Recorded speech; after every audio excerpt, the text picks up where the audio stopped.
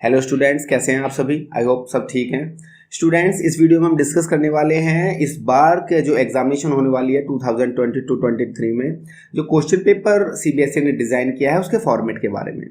और ये वीडियो बहुत ज़रूरी है आप लोगों के लिए, क्योंकि अभी आप लोग कर रहे हैं प्रिपरेशन एग्जामिनेशन के लिए। तो इस वीडियो को पूरा देखना है, क्योंकि इस वीडियो में हमें डिस्कस करना है वो सारे के सारे कंपोनेंट्स जो कि सीबीएसई यूज़ कर रही है अपने क्वेश्चन पेपर को डिज़ाइन करने के लिए। सो स्टार्ट करते हैं।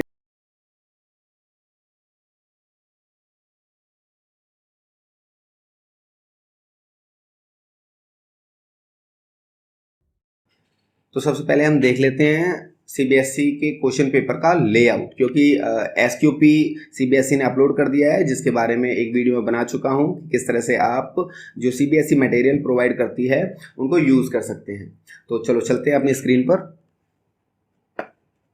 गूगल में हम डालेंगे सीबीएसई, जैसा कि मैं पहले बता चुका हूँ, एंड देन हमें जाना है फिर सीबीएसई में अकेडमिक्स पर। एक बार हम ओपन कर लेते हैं सीबीएसई। यहाँ पर अकेडमिक वेबसाइट है, इस अकेडमिक वेबसाइट पे हमें जाना है एंड देन आपके सामने खुलेगा कुछ इस तरह का डैशबोर्ड, जिसमें आपको यहाँ पर मिल जाने वाला है करिकुलम। अभी करिकुलम पर क्लिक करेंगे एंड देन आपका करिकुलम 2022-23 आपको दिख जाएगा यहाँ पे। और अब आपके सामने आ गई हैं क्लासेस कि आप सेकेंडरी करिकुलम देखना चाहते हैं या फिर आप सीनियर सेकेंडरी करिकुलम देखना चाहते हैं। अगर आप 10वीं के छात्र हैं यानी कि 10th स्टूडेंट हैं तो आप देखेंगे यहाँ पे 9th एंड 10th का करिकुलम, और अगर आप 12th के हैं तो 12th वाले को सिलेक्ट कर लीजिए। मैं अभी 10th वाले को सिलेक्ट कर रहा हूँ यहाँ पे, जिसमें मैं मेन सब्जेक्ट सेलेक्ट कर रहा हूँ एंड देन मैं साइंस वाला कर लेता हूँ डाउनलोड। ये करिकुलम देखिए डाउनलोड हुआ है, जिसमें ये 9th class and 10th class के बारे में दिया हुआ है। अगर हम शुरुआत में देखते हैं तो सेकंड पेज पे है 9th क्लास। 9th क्लास वाला हमें नहीं देखना है अभी, क्योंकि हम 10th क्लास की प्रिपरेशन के बारे में बात कर रहे हैं। सो हम चलते हैं थोड़ा सा आगे की तरफ और पहुंच जाएंगे 10th class. Course structure class 10 annual examination, इसके बारे में हम पहले भी डिस्कस कर चुके हैं कि जो कोर्स स्ट्रक्चर है वो क्या क्या है। जैसे केमिस्ट्री से अगर हम बात करते हैं तो 25 मार्क्स का आने वाला है क्वेश्चन पेपर। बायोलॉजी से अगर बात करते हैं तो 25 नंबर का पेपर आने वाला है। नेचुरल फिनोमिना से 12 number, effect of current 13 number, natural resources से 5 नंबर का, टोटल 80 नंबर का है। इंटरनल असेसमेंट है 20 नंबर के, तो टोटल हो जाएगा आपका 100 मार्क्स।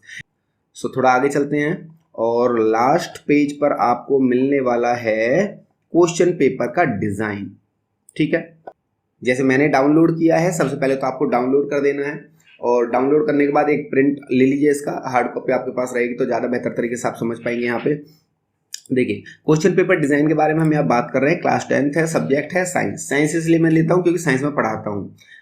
जो स्टूडेंट्स हैं, क्योंकि उनको तो सारे सब्जेक्ट्स पढ़ने हैं, तो वो हर सब्जेक्ट का देख लीजिए, क्योंकि करिकुलम के बारे में अगर हम बात करते हैं तो किसी भी सब्जेक्ट के बारे में हम बात करें तो करिकुलम तो पता ही होना चाहिए। साथ में आपको अब पेपर डिज़ाइन भी मिल रहा है, वो पेपर डिज़ाइन भी आपको मैं बता रहा हूँ कि किस तरह से आपने पढ़ना है या फिर किस तरह से आपने देखना है और फिर प्लानिंग करनी है। देखो, अगर हमें एग्जाम्स अच्छे से देने हैं, स्मूथली देने हैं, तो हमें ना फिर एग्जामिनेशन में यूज़ होने वाली सारी चीज़ों को ही देखना पड़ेगा। चाहे वहाँ पे हमारे लिखने का स्टाइल हो, आंसर फॉर्मेशन हो, क्वेश्चन पेपर डिज़ाइन हो, लेआउट्स हो, कंपेटेंसीज जिस पर क्वेश्चंस आने वाले हैं, कितने क्वेश्चंस ऐसे हैं जो अंडरस्टैंडिंग लेवल पर आएंगे, कितने क्वेश्चंस ऐसे हैं जो मेमोराइजिंग लेवल पर आने वाले हैं, कितने क्वेश्चंस ऐसे हैं जो बस ये देखना चाहता है एग्जामिनर की कॉन्सेप्ट कितना क्लियर है बच्चों को। तो इसके बारे में हम आज डिस्कस करने वाले हैं। कहाँ पर? इस फाइल के अंदर। ठीक है, सो फिर से स्क्रीन पर चलते हैं एक बार। यहाँ पे देखेंगे कंपेटेंसीज एंड टोटल। टोटल बोले तो परसेंटेज यहाँ पर दी हुई है। डेमोस्ट्रेट नॉलेज एंड अंडरस्टैंडिंग 40% जो आपका पेपर आने वाला है, जो क्वेश्चन पेपर बनने वाला है, वो बनने वाला है आपकी नॉलेज एंड अंडरस्टैंडिंग लेवल पर। अच्छा, उसके बाद अगर हम अगला कॉम्पिटेंसी देखते हैं तो application of knowledge and concept, यानी कि आप कितना अप्लाई कर पाते हैं। अगर आपसे क्वेश्चन पूछे जाते हैं किसी पर्टिकुलर फिनोमिना की एप्लीकेशन के बारे में, तो आप उसके बारे में कितना जानते हैं। तो 22% है यहाँ पर इसकी जो वेटेज है। इसके बाद formulate, analyse, evolute and create, आप कितने क्रिएटिव हैं। अगर आपको सिचुएशंस दी जाती हैं तो आप उन्हें कितना हैंडल कर सकते हैं, क्रिएटिव माइंड कितना है, ये जानने के लिए भी एग्जामिनर इस बार काफ़ी क्वेश्चन डालने वाला है और इसकी वेटेज रहने वाली है 32%।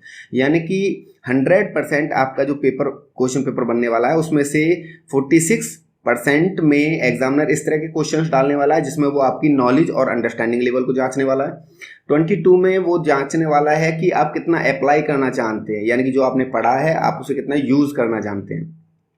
और 32% जो है वो ये जानना चाह रहा है कि आप कितने क्रिएटिव हैं, है ना। इसके आधार पे फिर वो रिजल्ट आपका बनाने वाला है जो कि भविष्य में आपके लिए काम आएगा।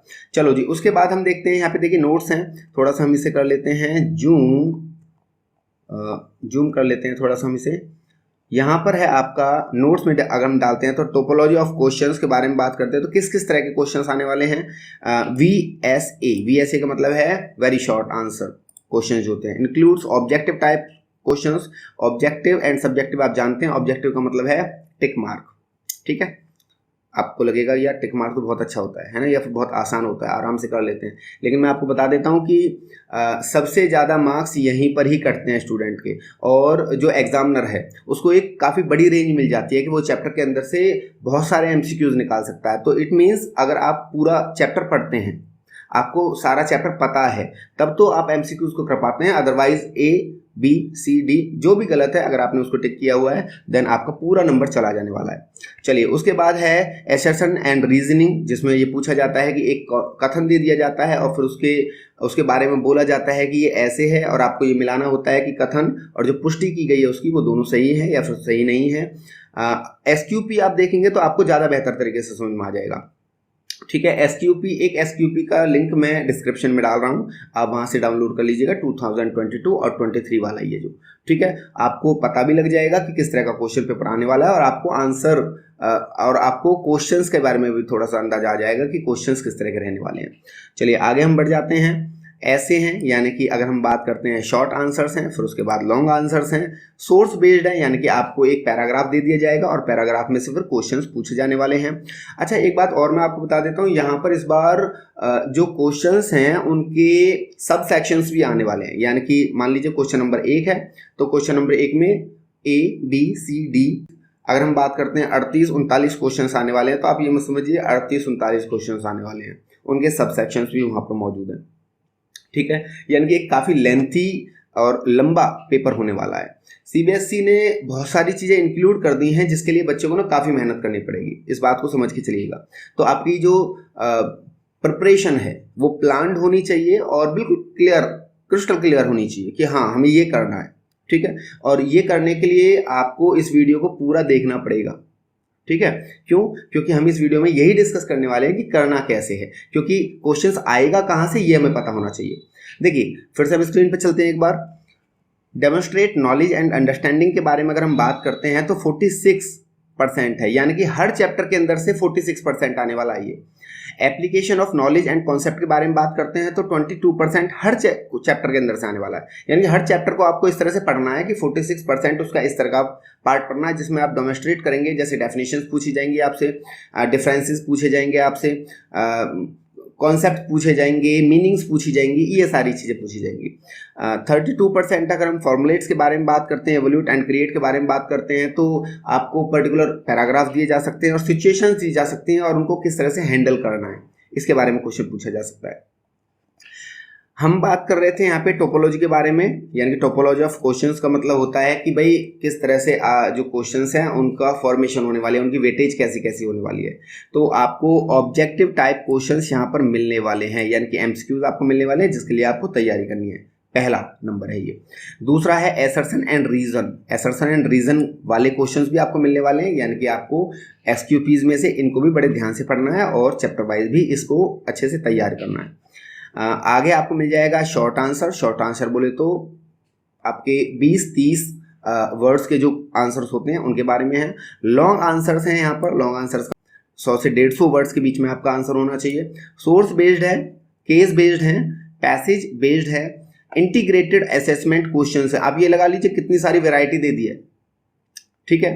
अच्छा, जो ये वैरायटी दी है इसमें कई बार स्टूडेंट्स को मदद भी मिल जाती है कि कोई पर्टिकुलर स्टूडेंट है जो एक तरह के क्वेश्चंस को करना जानता है, एक दूसरी तरह का स्टूडेंट है जो दूसरी तरह के क्वेश्चंस को करना जानता है। तो अभी क्या है, यहाँ पर एक ना मिक्स मैच कर दिया है।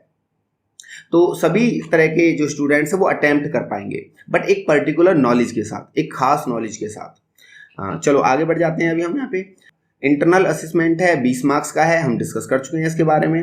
पीरियोडिक असेसमेंट्स हैं 5 मार्क्स प्लस 5 मार्क्स, यानी 2 पीटीज के आपके मार्क्स लिए जाने वाले हैं। हो सकता है सीबीएसई का है कि हमारे पोर्टल पे अपलोड करो, या फिर हो सकता है स्कूल को भी वो दे दे कि भाई स्कूल अपने लेवल पर इन्हें जांच ले और फिर इसी के आधार पर नंबर दे बच्चे को।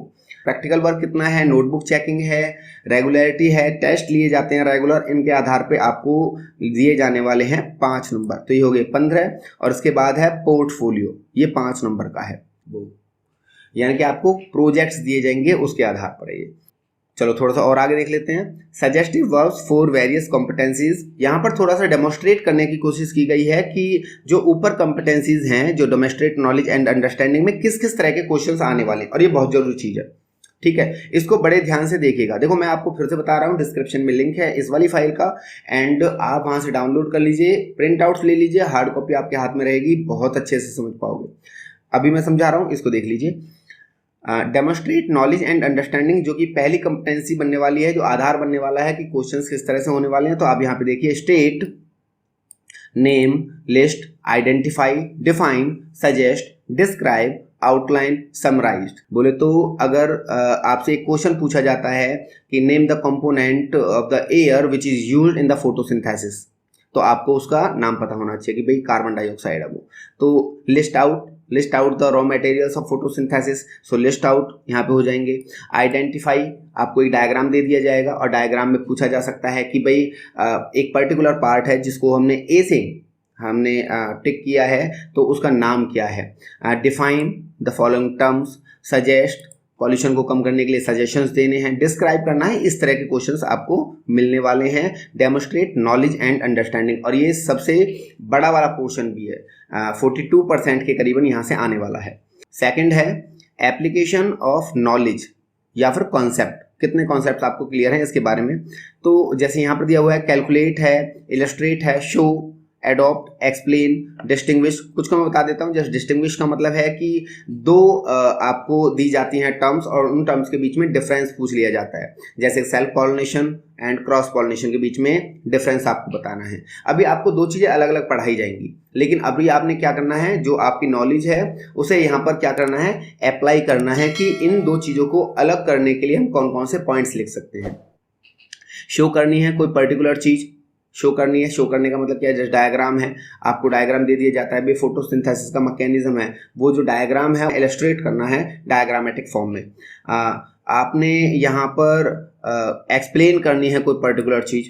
एक्सप्लेन करने का मतलब क्या है कि एक पूरी एक प्रोसेस दे दी गई है और आपने अब उसे एक्सप्लेन करना है कि ऐसा क्यों हुआ, ठीक है। तो आपने जितनी नॉलेज गेन की है, आपने जितनी लर्निंग की है, उस लर्निंग को आप कितना यूज कर पा रहे हो आंसर फॉर्मेशन के लिए भी, और अगर आप प्रैक्टिकल लाइफ में हम बात करते हैं तो कितना उन्हें यूज कर पा रहे हो। तो ये थोड़ा सा सीबीएसई ने क्या किया है, स्टूडेंट्स के स्टैंडर्ड को, लर्निंग स्टैंडर्ड को अप करने की कोशिश की है यहाँ पर, ठीक है। हालांकि ये 22% है आपके क्वेश्चन पेपर का, बट हर चैप्टर के अंदर से 22% आने वाला है application of knowledge and concept. चलो जी आगे हम बात करते हैं formulate, analyse, evolute and create. जो कॉम्पिटेंसी है इसमें पूछा जाएगा इंटरप्रेट, एनालाइज, कंपेयर करना है, contrast, examine, evolute, discuss, construct.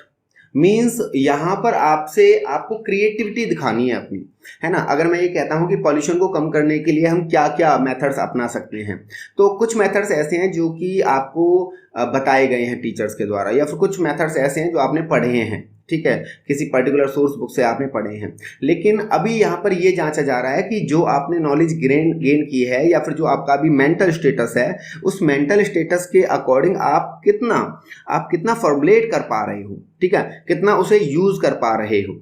आई मेरी बात समझ में। एग्जामिन करना है, आपको एक कंडीशन दे दी जाती है, उस कंडीशन के अंदर आपसे पूछा जाता है कि एक स्टूडेंट है जो बीमार था, एक दूसरा स्टूडेंट उसके पास आया और जो दूसरा स्टूडेंट है वो भी बीमार हो गया।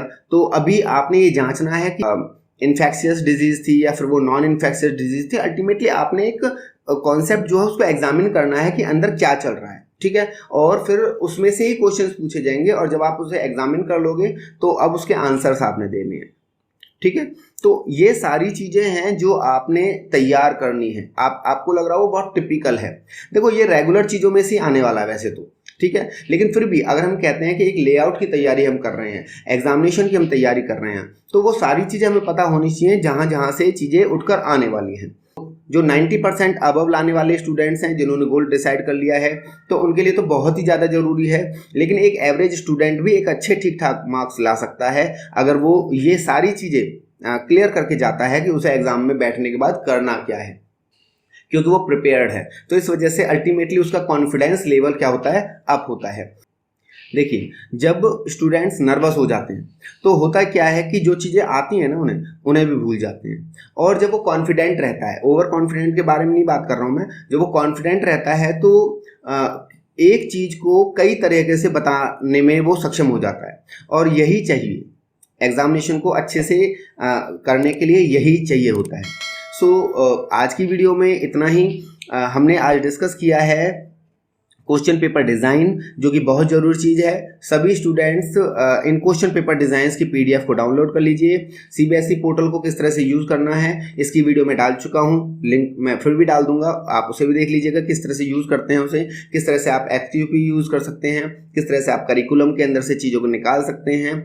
जब सारी चीज़ें आपको पता रहेंगी तो आप एक बेहतर तैयारी से एग्जामिनेशन में जाएंगे, और जब बेहतर तैयारी से एग्जामिनेशन में जाएंगे तो अल्टीमेटली आपका रिजल्ट भी अच्छा होने वाला है। अगर आपको वीडियो पसंद आती है, अगर आपको वीडियो यूजफुल लगती है तो इसे शेयर कीजिए। अगर आपको वीडियो पसंद नहीं आती है तो जो पार्ट पसंद नहीं आया है वो कमेंट सेक्शन में मुझे एक बार जरूर बता दिया कीजिए, देखूंगा अगर इम्प्रूव कर सकता हूं तो वहां पर।